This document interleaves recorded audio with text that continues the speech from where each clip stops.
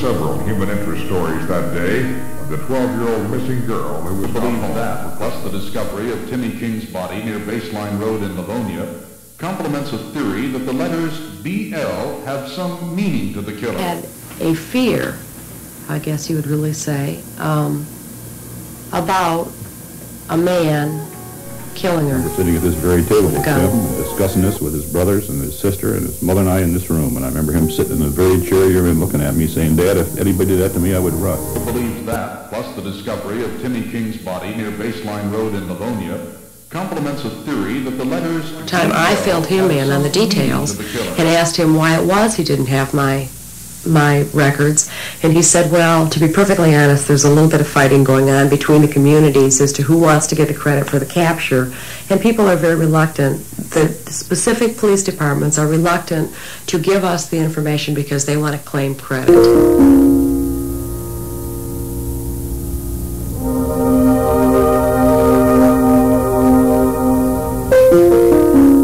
The decorations of Christmas are put away for another year.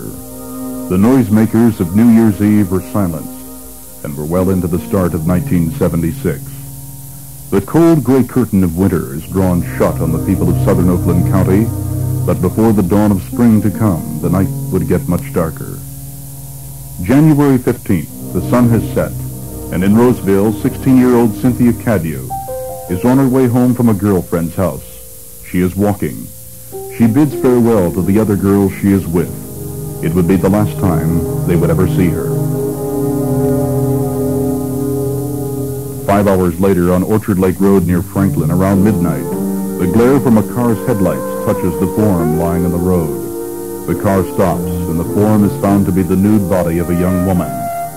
Police the next day confirm it, that Cynthia Cadieux had been raped and bludgeoned to death.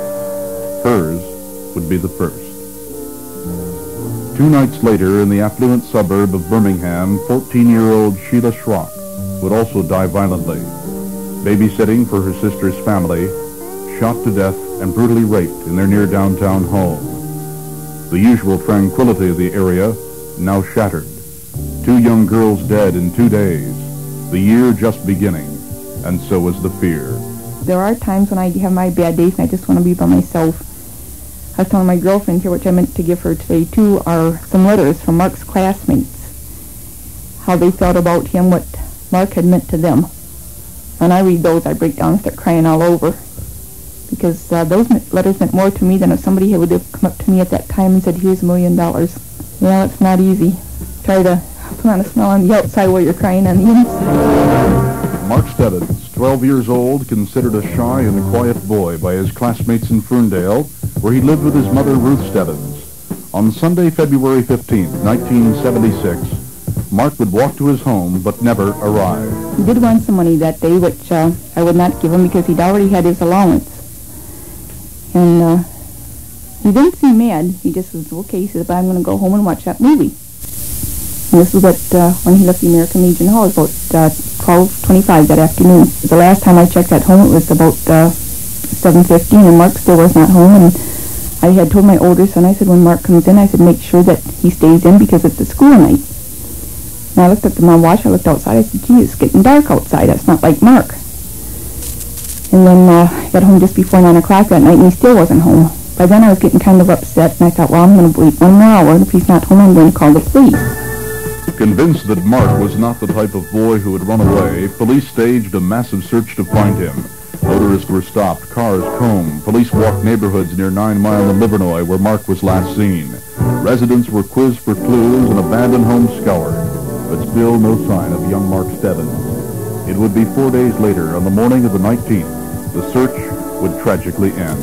The body of 12-year-old Mark Stebbins, 429 East Saratoga, Ferndale, was found in the rear of a parking lot of an office plaza located at 15660 West 10 Mile Road. Southfield City Police spokesman Alton Brown. The body contained no signs of violence with the exception of marks on his wrist, which were theorized by police to be marks of a rope or wire or something of that nature.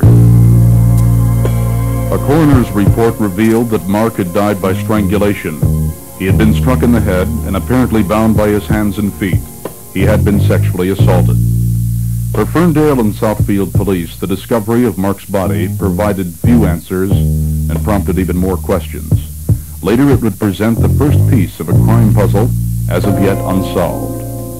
The puzzle would get bigger. Later in August, a 13-year-old girl from Royal Oak, Jane Louise Allen, seen hitchhiking on I-75 near Pontiac. Several days later, on August 11th, her body was found in Miamisburg, Ohio. No witness, no clues, no suspects.